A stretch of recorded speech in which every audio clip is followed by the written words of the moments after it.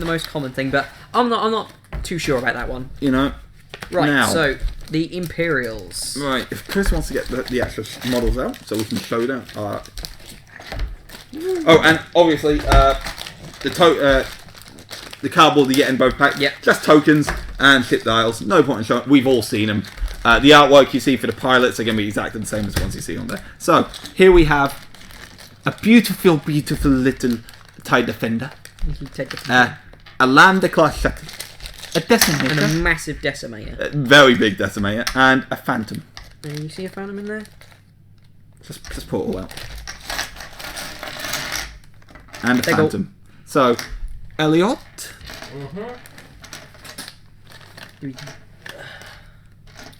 Yep. So, have you got the Over there. no the slip there? Oh, This week. yeah, it's down here. Yeah. Thank you. So, again, you only get 2 Decimators, 2 shuttles, but 6 of the others, 6 Defenders, 6 Phantoms. So,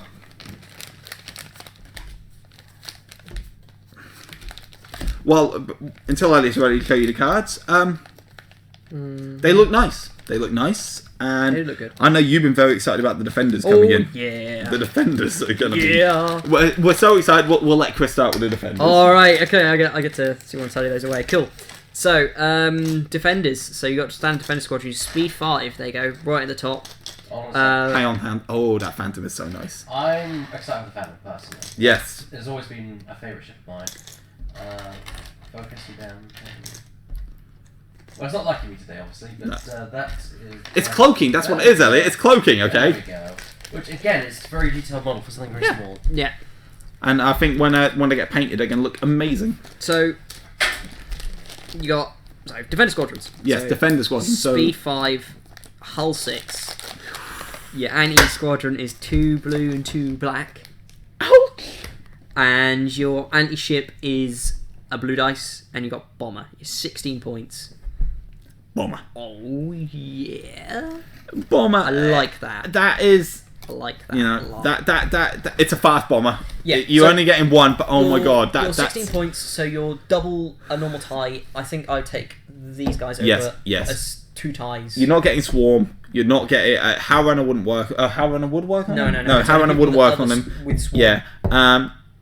But my god, It's that's nice amazing. because it's gonna be a decent brawler, and it's gonna have something to do after the combat is done. 'Cause Exactly. The problem a lot of the time I find is like some people won't bring squadrons, so it's like these ties are more or less useless, and I've spent points on them. But So I'll be a more defender, inclined- it I'll be gives you more both. inclined to invest in defenders and Best of invest both worlds. in a little bit more squadron potency When I, because I've got that. when I get home from work in 5 months and I'm able to get into this a lot more, I'm definitely going to be buying a couple of sets of these. So your named is you got Marek Steele. Again, now he is named somewhere else, isn't he?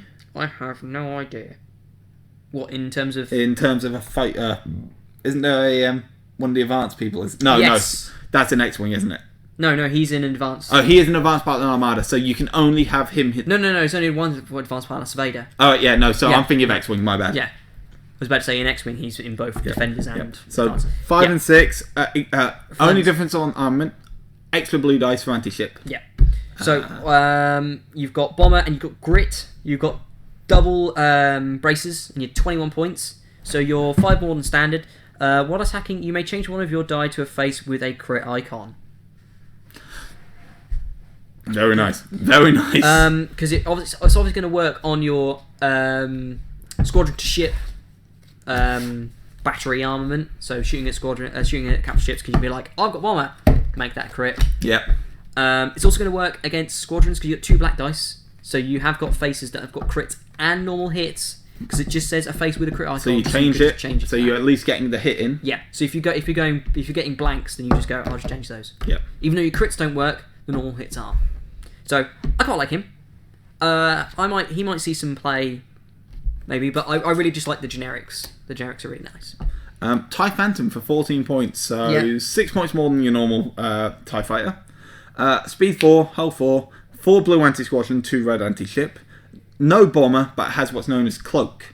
at the end of the squadron phase, you may move up to distance 1 even if you're engaged. So That's quite cool. that's pretty nice actually. So you could like crawl in an engagement, and you could either prepare to leave it next turn, or you could just let them come to you and then you move. Keep people in engagement. It's like, oh, you killed my friend, so you're engaged by that guy. I'll move next to him, so now you're engaged by both of us. So you have to kill both of us in order to move on.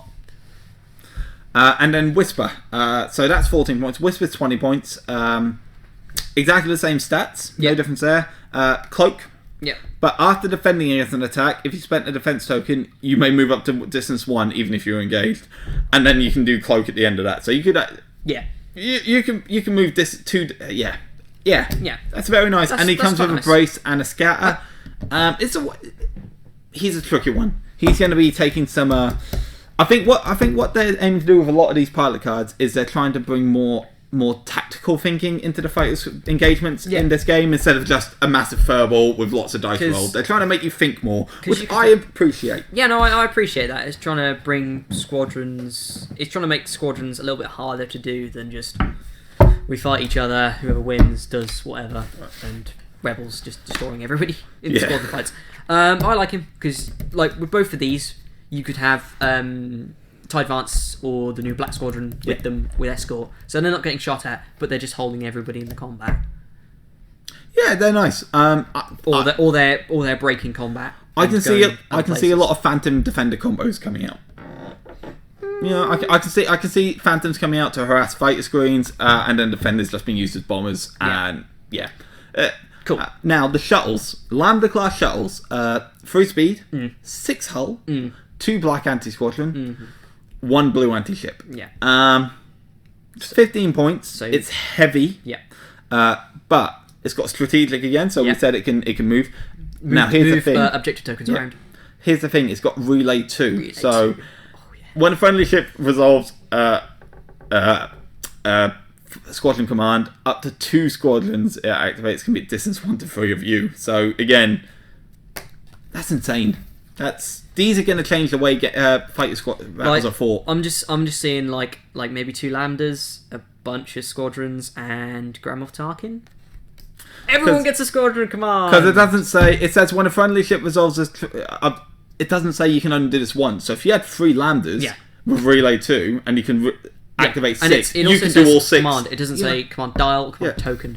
So you can just be like, again, Grand Moff Tarkin. Everyone gets a squadron. Cool. Before we to move, we'll just activate all of these. No, the problem is that the token will only be able to activate 1 because it says up to 2 of the squadrons it activates. So if the ship can only activate 1 squadron, I know that's the thing. Yeah, I'm just saying that.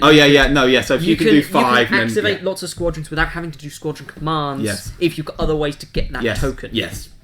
And you don't have to be in range either, so you can just. You just have to have the lambdas in the right places and have to activate the lambdas. It's a way of. I think it's a way of showing fleet battles being more all-out furballs all over the board. So you can have fighters fighting off in the corner. Yeah, if I'm reading this incorrectly, which is possible, I was just considering. Well, how does the lambda move? Because it says distance 1 of you. So does that imply that you could move the lambda in this way as well? Up to 2 of the squadrons that activates can be at distance 1 to 3 of you. It doesn't say. Up to 2 of another squadron. Sure. Yeah, that's probably something we'll have to check in the FAQ. Yeah. But you might be able to move the lambda. So every turn you can move the lambda and a defender squadron. Admittedly, it's you're gonna have to have 2 squadrons, and someone's gonna have to move the lambda. Yeah. Now the pilot, Colonel Jendon. I love that artwork. That artwork is just he doesn't care. He's like, I don't have a care in the world. Same stats. 20 points. 2 brace. He has relay 2 and heavy. So he loses strategic. But during your activation, instead of attacking, you may choose 1 friendly squadron at distance 1 to 2. Squadron may perform an attack even if it's already activated. So you can get a defender double attack. Yeah. Nice ability. These are definitely support. Yeah. I like these a lot. Yeah. Strategic's good. I like that ability to manipulate objective tokens. And having that, being able to... Because I've played a lot of games where I'm like, I've got this squadron command, I'm not in range to activate anybody because everybody rushed up and engaged and now I'm going to die. But that's cool. I like that. So that's also a way, if you have Jendon there, and like we had a game yesterday, Chris managed to wipe out half my squadrons in the opening round. It's a way that if Glendon was there, you could then get 5 shots instead of 4. Yeah, it's getting getting a nice bit of value Yeah. out of the squadrons. Like, oh, that guy's going to die. He's already activated, but I'll activate him again. Yeah. So then we move on to your decimators. this is I like Alright, these. These so are like mini for capital ships. Yes, for 22 points, speed 3, hull 8. So I Yeah. think that's the same as the Ghost. Same as the Ghost. So you got a lot of 3 black for anti-squadron, 3 blue for anti-ship. So it has counter 1. yeah. It's that's nice. heavy, but it's rogue. It's rogue. Ah. It's rogue, so it can move and shoot. So yeah, so basic ability for 22 points. That is brilliant. You have 5 of them in your fleet. Nice. The lots of blue dice on any ship is nice because it's like you can shut down some accuracy, so you can at least stop them redirecting, and you can stop them bracing because you are throwing quite a few dice at them. Yeah. Now the and named then the ability. named- So for 27 points, same stats, only 1 brace, but Yeah. you'll see why. Counter 1 and rogue, loses heavy. Yeah. So he's more... She. Oh, she. Yeah. While attacking, you may spend 1 defense token to reroll any number of dice in your attack pool. So you discard it. However, when you activate, you may recover one of your... We're spend, so it's flip it. Yes, sorry, you just flip it. And then if you get rid of it, you get it back That's nice. when you activate. that's So you've got eternally looping brace, basically. That's some nice staying power right there. But that's And why she it's- hasn't been given more than 1 token. Yeah, you've got some nice staying power, and you've got a mechanic to use your ability because spending your defense token to reroll your dice like normally that'd be all right, but the getting it back is pretty nice. I can definitely see her getting a lot of play. Yeah, I can see that. Like with a lot of, like that pack's pretty good. I like as an Imperial player. I quite like all of it. Okay, so looking at the Rebel pack, I like it, but the only ones in there I can see myself really using, maybe Hera and the E-Wings. You know, it's great, and they're all good, but they're the only... With this one, I can see flight fighter squadrons made up of combinations of all of this stuff. Yeah. The thing with the Rebels one is the quality of their squadrons is already pretty high. Yes. That's possibly the issue there. Is that it's all the squadrons they've got are already pretty darn good. So trying to add to it, it's a bit hard. But admittedly, like nothing. There's no like it's not a total flop. E-Wings really quite good. I really like the idea of being able to sit at the back of the fight and just be like, so you're going to fight these X-Wings with Jan Ors. She's going to be bracing everything down. Biggs is going to be in there. And here's my E-Wings. And they're just going to go and nibble at the outside of the combat with 3 dice. And then they're all going to go away and shoot bombs at capital ships once the fight's over. Cornhorn's is nice because he's got Rogue. That's just good. Yeah, very good. Rogue's one of the... Rogue is brilliant. Possibly the most powerful abilities, apart from maybe Bomber, So, that they have. Wave 5. Yeah. Hit or miss? Oh, hit. I was really... When it all got originally announced, obviously Carillion was announced first before Wave 5 was. I personally feel this was something that was meant to be released a lot sooner. Yeah. But they didn't. And it's made a nice bonus having it all released at once. Yeah, You've got new ships to play in it. Having it all come out at once is really nice because we've got new stuff to play with. And the artwork on the front is beautiful. And nice. And I mean, they've got some of the new ships from this wave on the artwork and everything. So yeah. Yeah. Yeah. But yeah, this is cool. Again, it's giving us... that's what I like about it.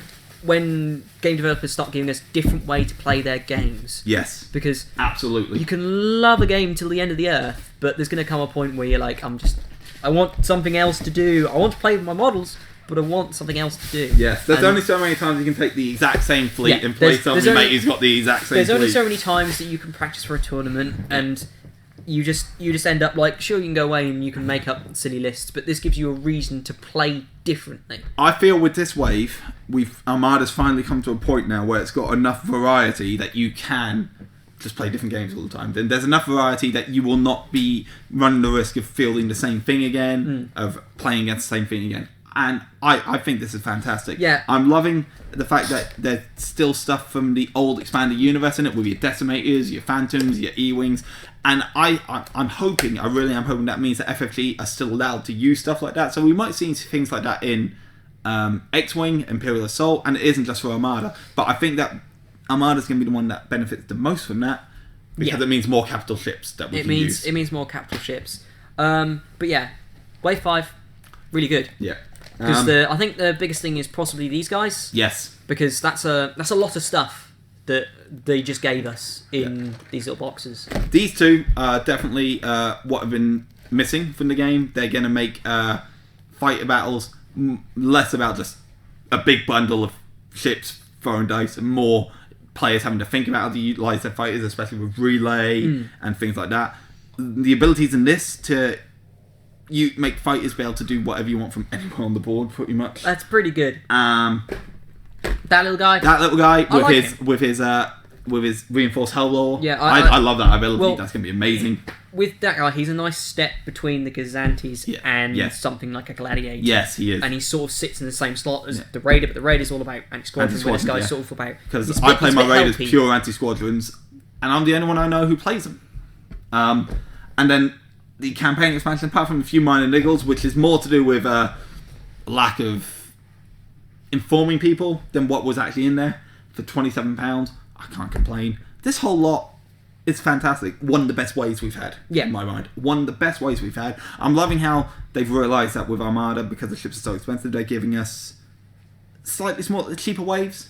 Because I remember when Wave 2 came out, that was a lot of money to buy all that stuff. But now with all this, I'm loving it. I think it's fantastic. Not saying this wasn't in the game plan from the get-go, because I imagine it was.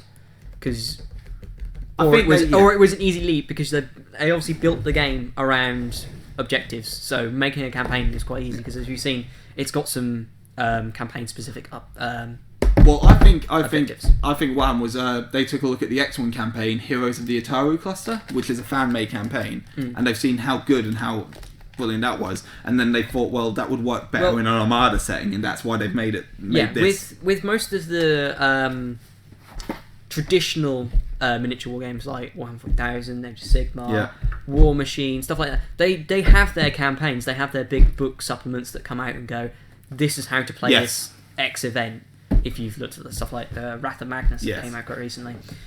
But so they're just trying to build the game more towards that, which I'm liking. Again, more ways to play the game that we love. It's excellent. So on whole, Wave 5 and Carillion Conflict, one of the best waves. Really good amount of stuff. Looking forward to seeing what they come up with next. Yes. So thank you for joining. Thank you for joining us.